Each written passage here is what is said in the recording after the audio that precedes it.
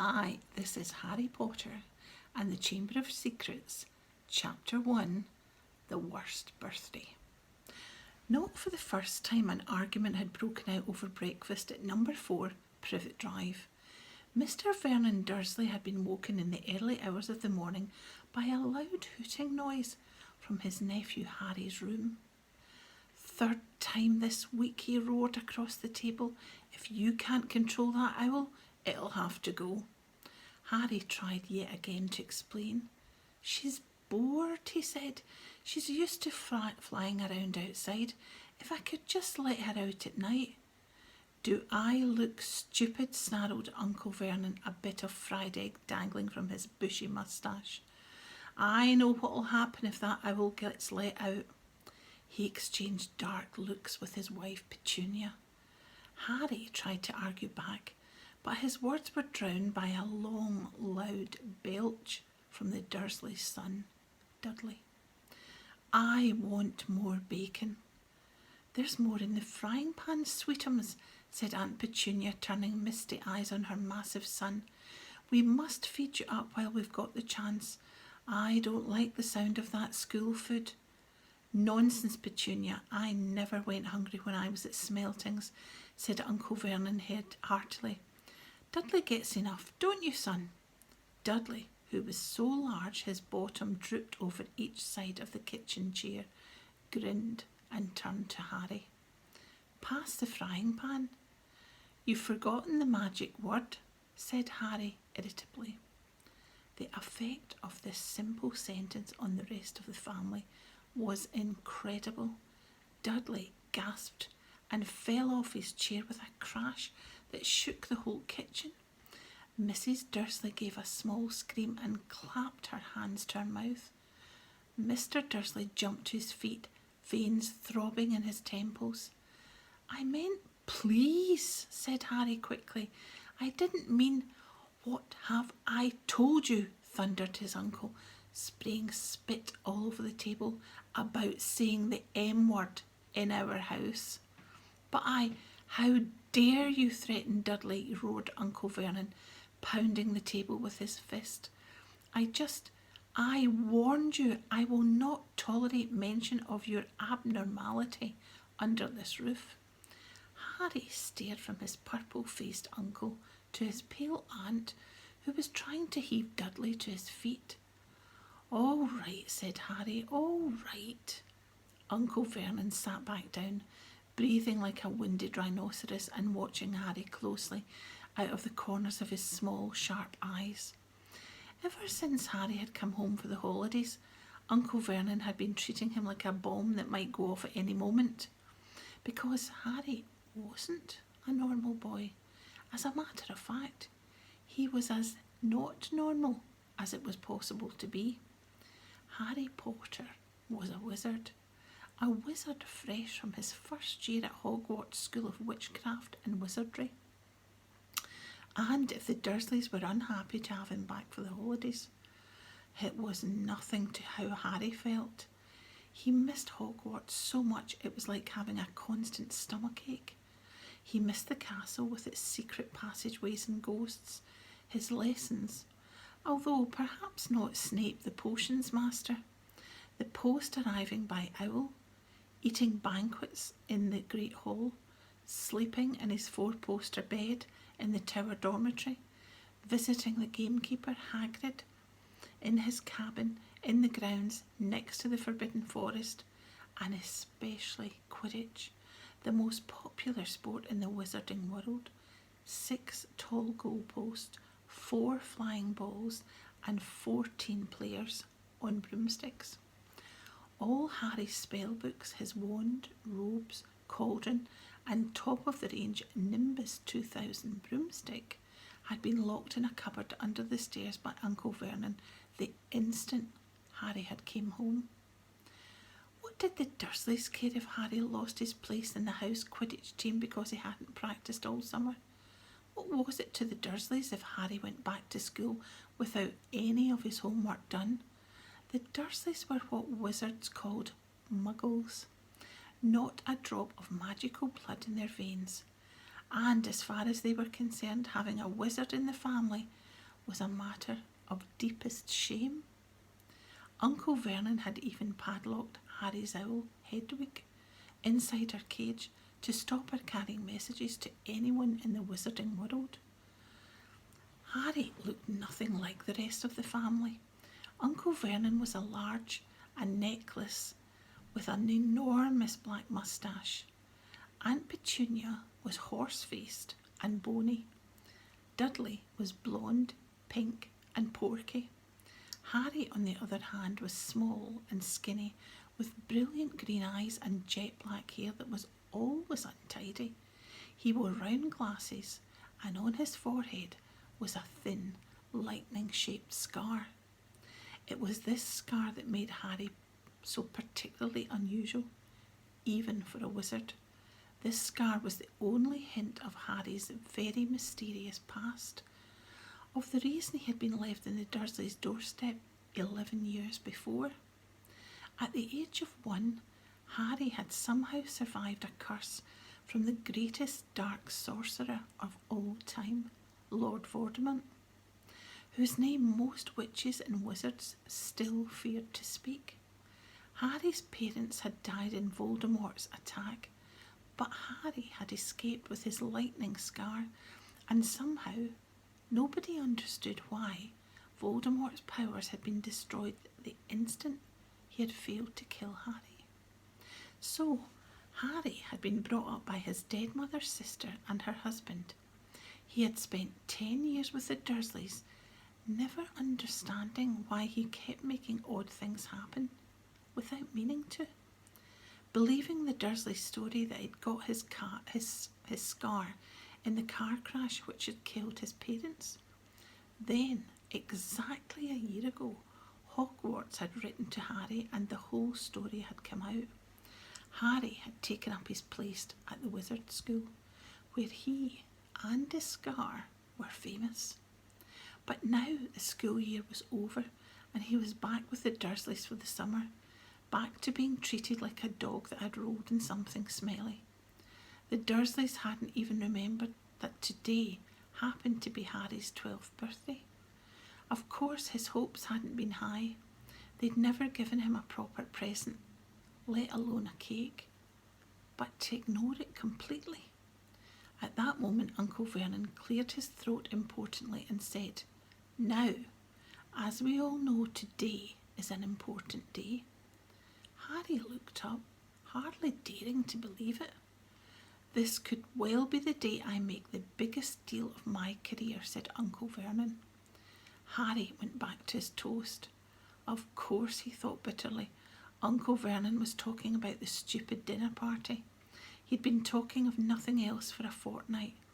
Some rich builder and his wife were coming to dinner, and Uncle Vernon was hoping to get a huge order from him. Uncle Vernon's company made drills. "I think we should run through the schedule one more time," said Uncle Vernon. "We should all be in position at 8 o'clock. Petunia, will you be—" "In the lounge," said Aunt Petunia promptly, waiting to welcome them graciously to our home. "Good, good. And Dudley?" "I'll be waiting to open the door." Dudley put on a foul, simpering smile. "May I take your coats, Mr. and Mrs. Mason?" "They'll love him," cried Aunt Petunia rapturously. "Excellent, Dudley," said Uncle Vernon. Then he rounded on Harry. "And you?" "I'll be in my bedroom making no noise and pretending I'm not there," said Harry tonelessly. "Exactly," said Uncle Vernon nastily. "I will lead them into the lounge, introduce you, Petunia, and pour them drinks. At 8:15, I'll announce dinner," said Aunt Petunia. "And Dudley, you'll say—" "May I take you through to the dining room, Mrs. Mason?" said Dudley, offering his fat arm to an invisible woman. "My perfect little gentleman," sniffed Aunt Petunia. "And you?" Uncle Vernon said viciously to Harry. "I'll be in my room, making no noise and pretending I'm not there," said Harry dully. "Precisely. Now we should aim to get in a few good compliments at dinner. Petunia, any ideas?" "Vernon tells me you're a wonderful golfer, Mr. Mason." Do tell me where you bought your dress, Mrs. Mason. Perfect. Dudley? How about we had to write an essay about our hero at school, Mr. Mason, and I wrote about you. This was too much for both Aunt Petunia and Harry. Aunt Petunia burst into tears and hugged her son, while Harry ducked under the table so they wouldn't see him laughing. And you, boy? Harry fought to keep his face straight as he emerged. I'll be in my room, making no noise, pretending I'm not there, he said. Too right you will, said Uncle Vernon forcefully. The Masons don't know anything about you, and it's going to stay that way. When dinner's over, you take Mrs. Mason back to the lounge for coffee, Petunia, and I'll bring the subject around to drills. With any luck, I'll have the deal signed and sealed before news at 10. We'll be shopping for a holiday home in Majorca this time tomorrow. Harry couldn't feel too excited about this. He didn't think the Dursleys would like him any better in Majorca than they did in Privet Drive. Right, I'm off into town to pick up the dinner jackets for Dudley and me.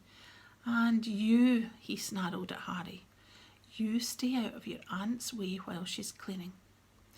Harry left through the back door. It was a brilliant sunny day. He crossed the lawn, slumped down onto the garden bench and sang under his breath, Happy birthday to me, happy birthday to me. No cards, no presents. He would be spending the evening pretending not to exist. He gazed miserably into the hedge. He had never felt so lonely. More than anything else at Hogwarts, even more than playing Quidditch, Harry missed his best friends, Ron Weasley and Hermione Granger. They, however, didn't seem to be missing him at all. Neither of them had written to him all summer, even although Ron had said he was going to ask Harry to come and stay. Countless times Harry had been on the point of unlocking Hedwig's cage by magic and sending her to Ron and Hermione with a letter. But it wasn't worth the risk. Underage wizards weren't allowed to use magic outside school.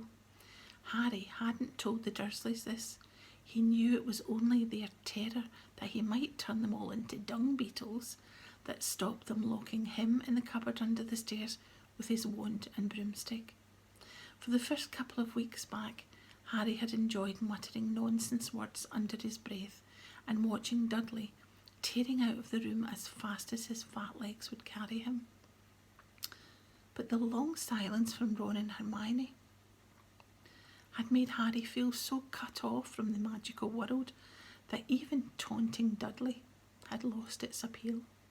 And now Ron and Hermione had forgotten his birthday. What wouldn't he give now for a message from Hogwarts, from any witch or wizard?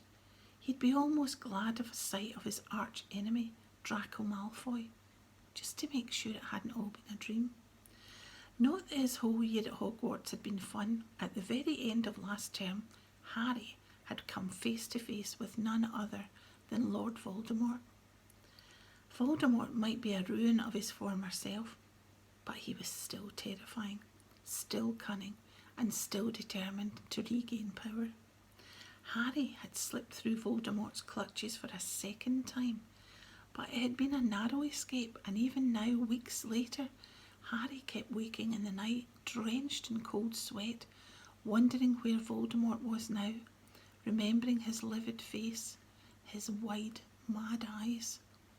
Harry suddenly sat bolt upright on the garden bench. He'd been staring absent-mindedly into the hedge, and the hedge was staring back. Two enormous green eyes had appeared among the leaves. Harry jumped to his feet just as a jeering voice floated across the lawn. I know what day it is, sang Dudley, waddling towards him. The huge eyes blinked and vanished. What? Said Harry, not taking his eyes off the spot where they'd been. I know what day it is, Dudley repeated, coming right up to him. Well done, said Harry, so you've finally learned the days of the week. Today's your birthday, sneered Dudley. How come you haven't any cards? Haven't you even got friends at that freak place? Better not let your mum hear you. Better not let your mum hear you talking about my school, said Harry coolly. Dudley hitched up his trousers, which were slipping down his fat bottom. Why are you staring at the hedge? He said suspiciously. I'm trying to decide what would be the best spell to set it on fire, said Harry. Dudley stumbled backwards at once, a look of panic on his fat face. You can't. Dad told you you're not to do magic, he said, or he'll chuck you out of the house. And you haven't got any place else to go. You haven't got any friends to take you. Jiggery pokery, said Harry in a fierce voice. Hocus pocus, squiggly wiggly. Mum! Howled Dudley, tripping over his feet as he dashed back towards the house. Mum! He's doing you know what? Harry paid dearly for his moment of fun, as neither Dudley nor the hedge was in any way hurt. Aunt Petunia knew he hadn't really done magic, but he still had to duck as she aimed a heavy blow at his head with the soapy frying pan. Then she gave him work to do, with the promise he wouldn't eat again until he'd finished. While Dudley lolled around watching and eating ice creams, Harry cleaned the windows, washed the car, mowed the lawn, trimmed the flower beds, pruned and watered the roses, and repainted the garden bench.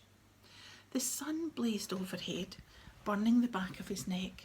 Harry knew he shouldn't have risen to Dudley's bait, but Dudley had said the very thing that Harry had been thinking himself.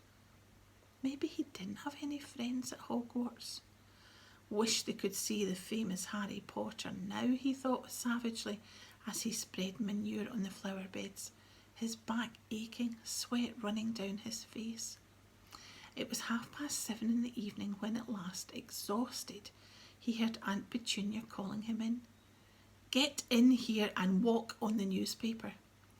Harry moved gladly into the shade of the gleaming kitchen.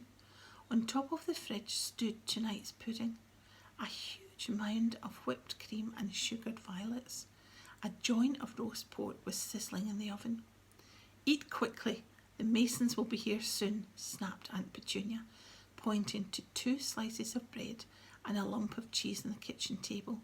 She was already wearing a salmon pink cocktail dress.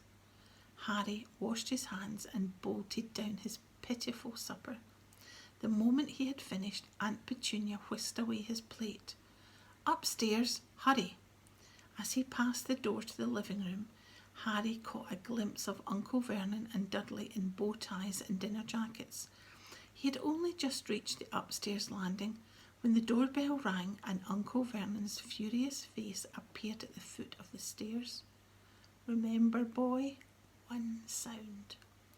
Harry crossed to his bedroom on tiptoe, slipped inside, closed the door, and turned to collapse on his bed. The trouble was, there was already someone sitting on it.